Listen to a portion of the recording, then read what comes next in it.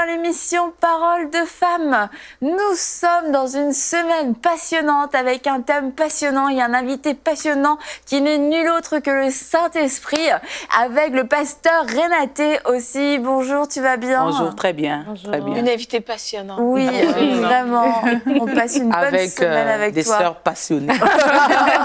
Non, vraiment, on passe une très très bonne semaine avec toi et je suis convaincue que les émissions font du bien et replacent les choses, les replacent dans le bon ordre et surtout que beaucoup de femmes ont laissé de la place à nouveau dans leur quotidien, dans leur vie de prière, dans leur vie chrétienne au Saint-Esprit et que vous avez, certaines d'entre vous, commencé à vivre un renouveau comme au premier jour, comme il y a tellement d'années que ça vous était pas arrivé. Vous sentez ce feu nouveau qui vous anime le matin, vous parlez au Saint-Esprit, vous priez en langue, vous communiquez, vous communiez avec lui à longueur de journée. Ouais. Et je veux juste vous encourager à ne pas croire que c'est juste pour un moment, que c'est juste une petite étincelle. Non, c'est le feu a été rallumé. Il vous suffit de continuer de l'alimenter en continuant de rester en étroite relation avec le Saint-Esprit. Et aujourd'hui, on va voir comment une femme une femme chrétienne peut devenir redoutable avec l'aide du Saint-Esprit.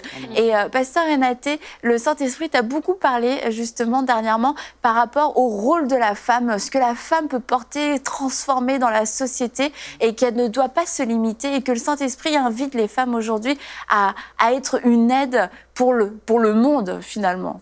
Tout à fait. Le Saint-Esprit, il nous invite vraiment à être cet Ézer. Quand on lit dans Genèse 2, c'est Dieu qui parle. Après avoir créé l'homme, il a positionné l'homme dans le jardin d'Éden. Et quand il a créé l'homme, dans l'étape de la création, il lui a donné une mission. Il lui a donné la mission de cultiver le jardin et de le garder.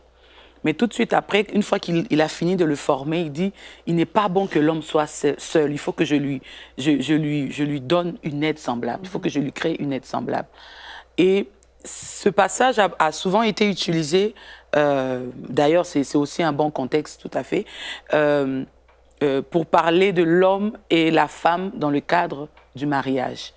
Mais quand on regarde plus loin, on constate que Dieu parle d'un rôle de garder le jardin et de cultiver le jardin. Ça veut dire de prendre soin de la création, en fait, de ce qui a été créé, ce dans quoi ils ont été positionnés.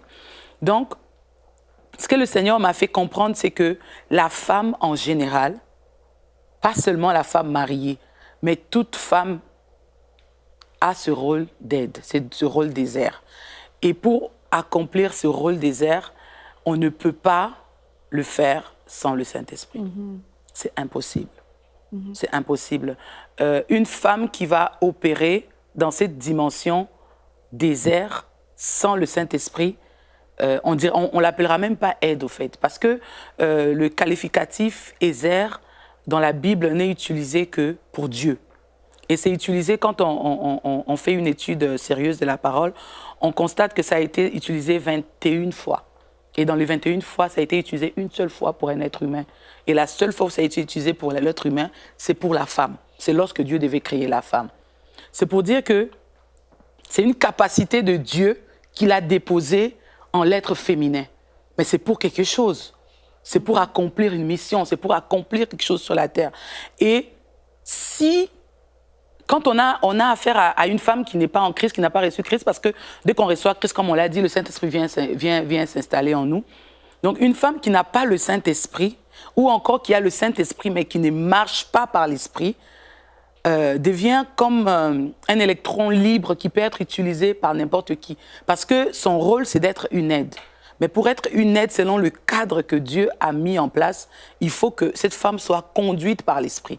Quand on prend le cas de Ève, qui était la première aide qui a été suscitée, on voit qu'elle a failli à sa mission, tout simplement parce qu'elle n'a pas été conduite par l'Esprit de Dieu. Lorsqu'elle a accepté la sollicitation du malin, lorsqu'elle a mangé le fruit et qu'elle en a proposé à son mari. Elle a eu de l'influence sur son mari, mais une influence négative parce que ce n'était pas inspiré par le Saint-Esprit. Donc la femme aujourd'hui, la femme née de nouveau, remplie de l'Esprit, doit laisser le Saint-Esprit opérer en elle pour qu'elle soit cette aide qui va se manifester pour l'humanité. Pas seulement pour son mari à la maison. Ça, c'est déjà une bonne part de la mission, mais ça va au-delà de ça. C'est vraiment la dynamique de toucher les nations. C'est vraiment avoir cette mentalité de propriétaire de la terre et de constater les besoins et d'y répondre. Et ce rôle, on ne peut l'accomplir que par le Saint-Esprit. Le Saint-Esprit est là pour équiper cette femme à être une mère pour la nation, une femme dans la politique, une femme qui répond à un besoin concret dans une société, une femme qui s'élève dans les affaires parce qu'elle va amener une dynamique que seul le Saint-Esprit peut inspirer. Mais cette femme, elle doit accepter son rôle. Et dans la mentalité de la femme, aujourd'hui, il faut vraiment qu'on puisse revenir à cette base pour laquelle on a été suscité. On a été créé pour tendre la main à l'humanité. On a été créé pour apporter un soutien à l'humanité. Donc, dans ce rôle, comme je le disais tout à l'heure, on n'a pas le choix que d'être conduit par l'Esprit. Parce que, vous savez, la femme, elle est comme une incubatrice. Et elle a la capacité de recevoir. Et tout ce qu'elle reçoit, quand elle le rend, ça sort autre chose, c'est transformé. Et si le Saint-Esprit n'est pas celui qui féconde ce qui est entré, quand ça sort, c'est pas beau. Comme le cas de Ève, comme on a dit tout à l'heure, Ève a reçu la parole du serpent. C'est entré en elle. Par la suite, on dit qu'elle a commencé à tourner autour de l'arbre. Elle a trouvé que l'arbre était beau à voir et que le fruit était bon à manger. Et tout de suite, qu'est-ce qu'elle a fait? Elle a commis le péché et on est tous là aujourd'hui. Et ce qu'il faut... Pourquoi j'insiste sur la dimension de l'humanité? Parce que l'impact de la femme, ce n'est pas seulement dans ton petit environnement. Parce que la plupart du temps, on n'est pas conscient à quel point Dieu veut nous utiliser.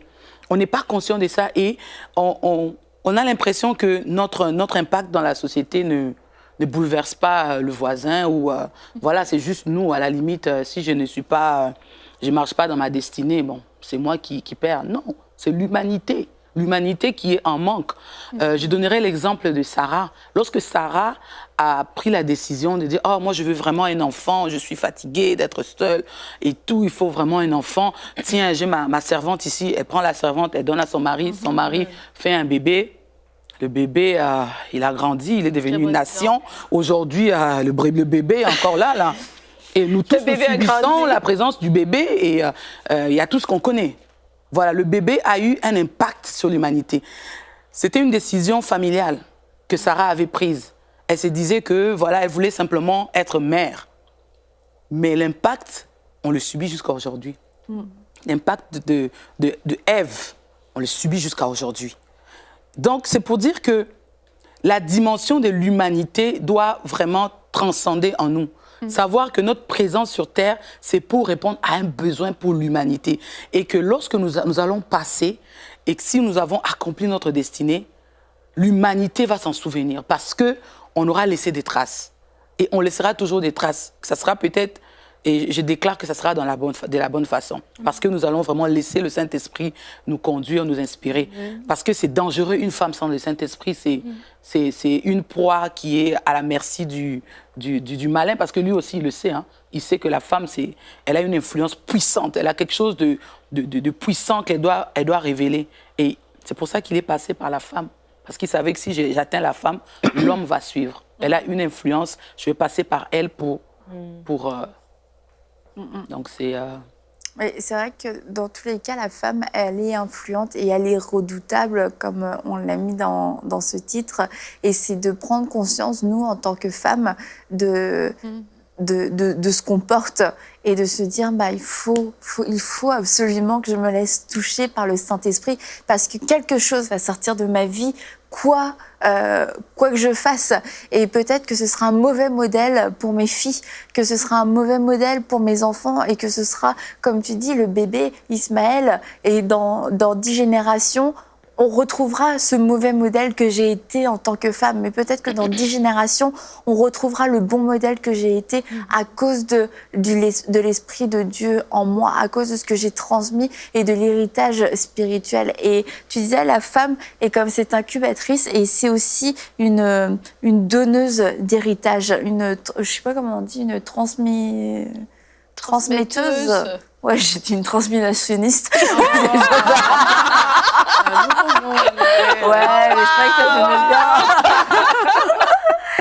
Elle est celle qui peut transmettre un héritage.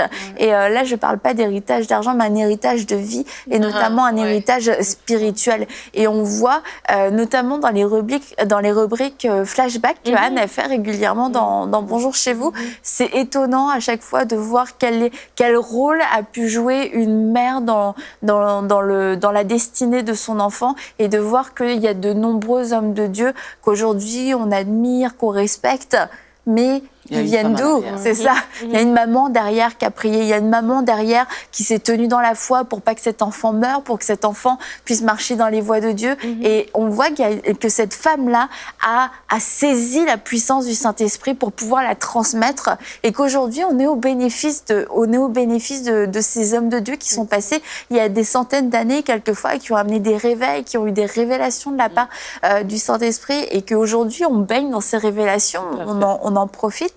Et c'est nous, en fait. Et aujourd'hui, on doit être ce genre de femme.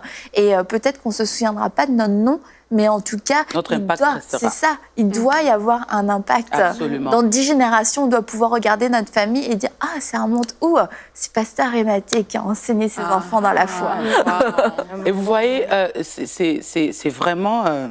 c'est extraordinaire. Quand on prend le cas de Marie, c'est aussi... elle, c'est vraiment un modèle positif. Et vous voyez, cette femme a accepté d'être l'instrument entre les mains de Dieu pour porter le Sauveur, le Sauveur de l'humanité. Grâce à son obéissance, aujourd'hui, nous pouvons être appelés enfants de Dieu. L'impact est éternel. Dieu est passé par cette femme. Et cette femme a accepté d'être couvée par le Saint-Esprit.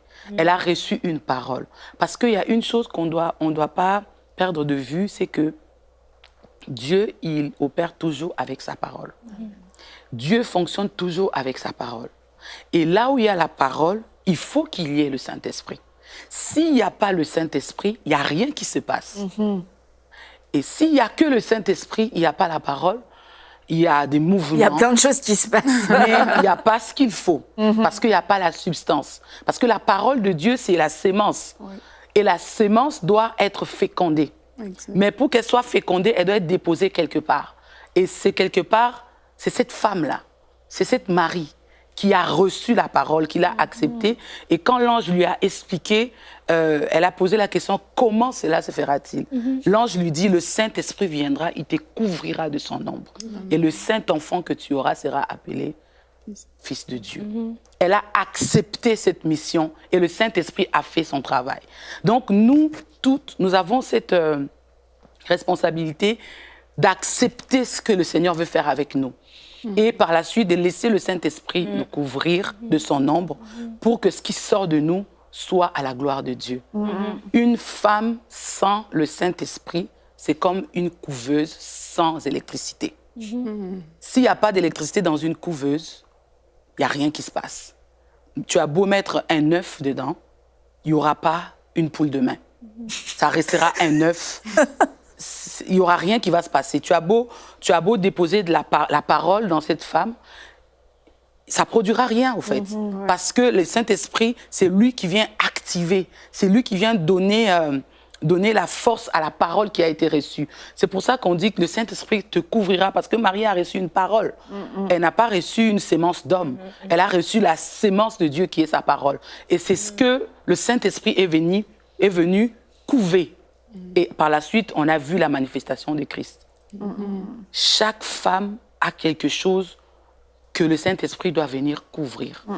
Couvrir de son nom. Et je pense qu'il y a plusieurs femmes qui sont appelées à se lever ou à se plier, je ne sais pas, à se coucher dans l'intercession, et que le Saint-Esprit veut venir sur elles. Parce qu'elles ont des destinées à enfanter dans la prière. Et Aurélie, est-ce que tu veux développer sur ce point? Tu veux que je dise quelque chose de précis? Bon, enfin, par rapport à l'intercession, moi, ce que je sais, en tout cas pour l'avoir vécu, c'est que le Saint-Esprit, il a des fardeaux qu'il veut communiquer à certaines personnes. Il cherche en fait des personnes sur qui il peut compter, avec qui il peut fonctionner. Et aujourd'hui, si on regarde la société en général, il y a des gens qui veulent laisser des traces et en faisant différentes choses. Mais parfois, ces personnes n'ont pas le Saint-Esprit. Pourtant, le Saint-Esprit cherche des personnes à qui il veut déposer un fardeau, il veut qu'ils portent quelque chose. Et qu'est-ce qui se passe souvent? Enfin, moi, par exemple,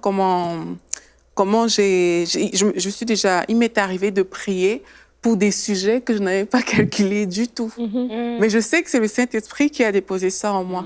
Et tu ressens juste quelque chose, tu n'es plus à l'aise comme d'habitude, et tu sens dans ton cœur quelque chose qui vient comme un fardeau. Il faut que tu pries. C'est le Saint-Esprit, en fait, qui recherche des personnes à qui il peut déposer ces fardeaux-là. Le Saint-Esprit veut travailler comme ça avec tout le monde. Mais ça passe aussi par la prière. Mais aujourd'hui, la question que j'ai envie qu'on se pose, c'est est-ce qu'on est quelqu'un sur qui le Saint-Esprit peut compter pour travailler avec nous?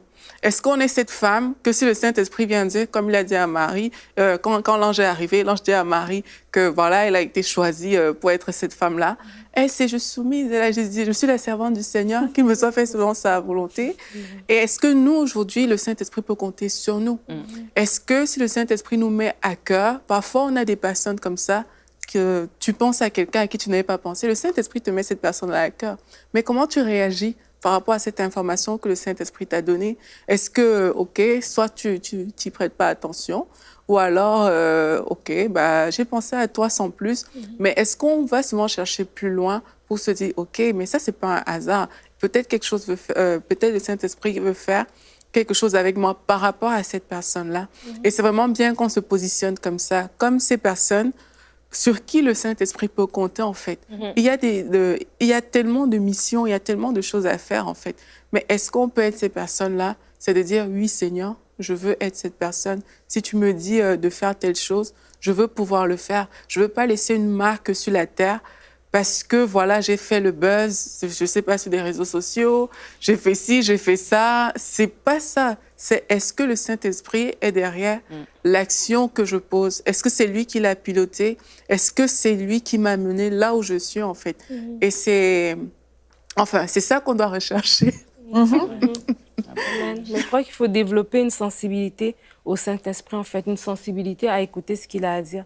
Et vraiment, en tant que femme, on parlait d'Ève, et des fois, je crois qu'on juge beaucoup Ève, mais aujourd'hui, on ne fait pas mieux en tant que femme parce qu'on écoute la voix de la société. Tu vois, Ève, elle avait beaucoup plus que ce que le serpent lui offrait, mais elle a écouté ce que lui, il avait à lui dire. Et aujourd'hui, on délaisse le Saint-Esprit, on délaisse cette richesse qu'on a pour écouter qu'est-ce que la société dit de nous, qu'est-ce que la société dit qu'une femme doit être. Et même en tant que chrétienne, on tombe dans ce piège-là d'écouter ce que la société dit qu'on doit être, ou comment on doit être vêtu, ou de quoi on doit avoir l'air, c'est quoi la valeur d'une femme, etc., qui est dit par la société, par les médias, par toutes sortes de publicités. Mais vraiment, si on réalise que nous avons l'Esprit Saint, et comme tu as dit, c'est que c'est nous qui sommes le sel de la terre, c'est nous qui avons des choses tellement grandes à apporter, et que c'est cet Esprit Saint-là, pas les conseils des gens, pas la direction de ce que le monde dit, mais c'est cet Esprit Saint en nous, sur nous, qui nous équipe pour nous positionner dans des endroits où on va briller, de ne pas se limiter à son petit quartier ou sa famille. C'est bien toutes ces choses, mais vraiment d'aspirer à ces rêves de Dieu qu'il a pour nous. Dieu a des rêves pour chacune d'entre nous et nous sommes capables d'accomplir ces rêves, ces œuvres qu'il a préparées d'avance afin que nous les pratiquions. Nous sommes capables de le faire et avec le Saint-Esprit, empowered, comment on dit empowered en français? Nous rend puissants. Ouais, ça a rendu puissant. Ouais. Parce qu'il y a des francophones qui il y a silence radio. Merci. Rendu puissant par la puissance du Saint-Esprit, vraiment, on peut être positionné à faire des grandes choses si on écoute la bonne chose. Et c'est là, comme tu dis, dans la prière, qu'on est sensible à la voix de l'esprit et on peut être guidé, en fait. Je pense des fois, dans l'Église, avec un grand E, il y a une espèce de fausse humilité aussi, à l'inverse, des fois, où on se dit, ah ben, je suis pas digne vraiment que l'Esprit de Dieu, ou que Dieu se serve de moi de telle et telle manière, que j'influence telle ou telle couche de la société. Mais en fait, c'est tout à fait l'opposé. Je pense que c'est une pensée qui vient du monde des ténèbres pour nous empêcher d'exploser dans toute la puissance que l'Esprit de Dieu veut nous donner afin qu'on impacte le monde aujourd'hui. Et vraiment, on est toutes appelées à être influencées, remplies du Saint-Esprit à déborder pour influencer absolument toutes les couches de la société, influencer nos enfants d'abord, et vraiment pour qu'on laisse un héritage sur cette terre qui est extrêmement puissant, déjà qu'on puisse enseigner nos enfants dans les voies du salut, et après, enseigner nos enfants qui peuvent suivre à leur tour la voie du Saint-Esprit et accomplir tout ce que Dieu leur a dit de faire, et ainsi de suite, de génération en génération, et de répandre la bénédiction qui se répand d'une génération à une autre. Moi, je veux dire, j'enseigne à mes enfants vraiment de suivre l'Esprit de Dieu. J'en ai une qui veut s'en aller en politique. Ben moi, j'admire ça, je trouve ça glorieux, et souvent, les gens dans l'Église, on a dit « Ah, ben il faut pas que les chrétiens se mêlent de politique. Au contraire, je veux dire... il faut que l'Esprit de Dieu, que les valeurs de Dieu imprègnent toutes les couches de la société, et que moi, mon but dans la vie, c'est que je laisse un héritage. Et cet héritage-là, je le transmets à mes enfants, et mes enfants vont le transmettre à leurs enfants. Et l'Esprit de Dieu, dans le fond, c'est ce qui rend une femme redoutable, c'est de laisser notre empreinte, l'empreinte du Saint-Esprit à travers notre vie. Si Marie, elle avait dit « Moi, je suis une femme indigne, non, je refuse de porter le sauveur de l'humanité », il y aurait eu des conséquences. Peut-être que, évidemment, Dieu n'aurait pas été pris au dépourvu comme de raison. Mais en fait, il faut se laisser modeler par le Saint-Esprit, se laisser influencer pour que vraiment notre trace soit visible une fois que nous, on est partis. Et c'est pas gloire à nous, mais c'est vraiment de dire, je veux que ma vie serve pour la gloire de Dieu. Amen. Moi, c'est ma prière. Il faut vivre. Amen. Il faut savoir que chacune de nous a quelque chose. Chacune de nous a reçu quelque chose. Amen. C'est particulier. Chacune de nous a un rôle spécifique à jouer dans la société. On n'a pas été suscité pour rien. Souvent, les gens disent, on n'est pas venu accompagner les autres. C'est vrai. On a vraiment un rôle à jouer, chacune de nous. Quand on lit la généalogie de Jésus, on trouve, c'est pour rebondir sur le fait qu'on n'a pas besoin d'être parfaite. On trouve 5 femmes dans la généalogie de Jésus.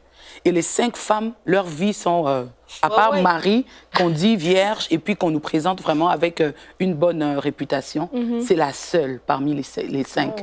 Les autres, il y a Rahab, il y a Ruth, qui était d'une famille... incestueuse. Il y a, comment elle s'appelle, la belle-fille de Judas, Tamar.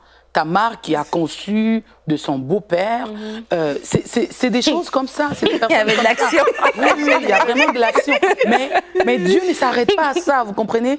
C'est l'Esprit de Dieu qui fait la différence. Amen. Je serais plutôt Marie. Hein,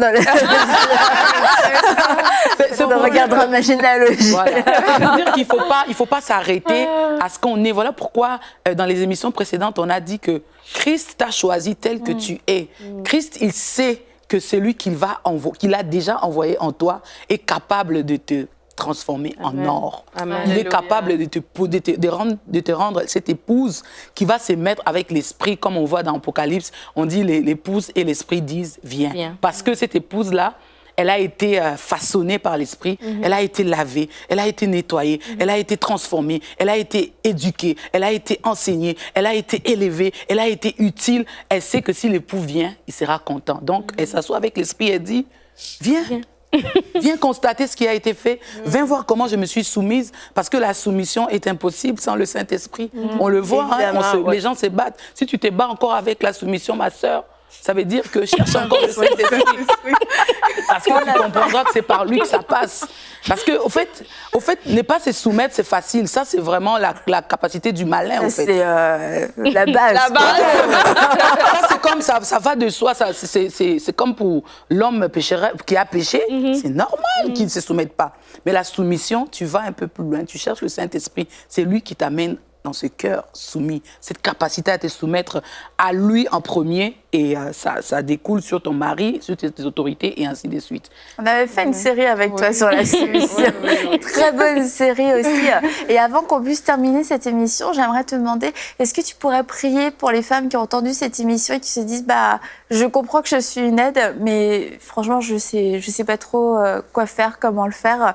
Donc, est-ce qu'on peut soutenir ces femmes dans la prière? On va vraiment prier pour que le Seigneur amène ces femmes à simplement s'abandonner. Parce que, comme Aurélie disait tout à l'heure, ça demande simplement des personnes qui se rendent disponibles.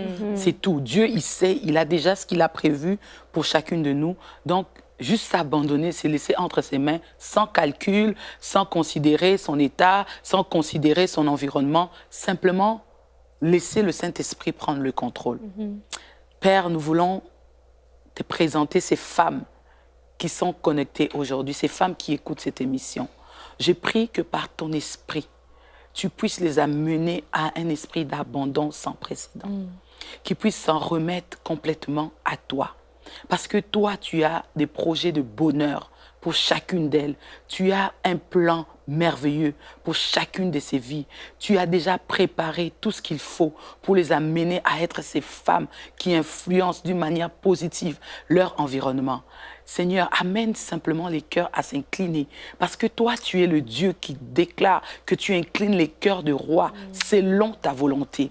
Je prie maintenant qu'une femme qui écoute cette émission puisse s'abandonner entre les mains du Seigneur, que cette femme accepte la direction de Dieu, même si elle semble floue pour elle, comme Marie qui avait déjà influencé, mais qui accepte de porter cette grossesse.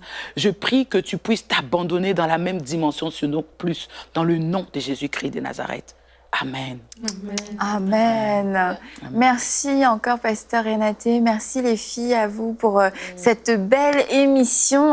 Et on se retrouve demain pour une prochaine émission de Paroles de Femmes. Ne manquez pas cette émission. À demain.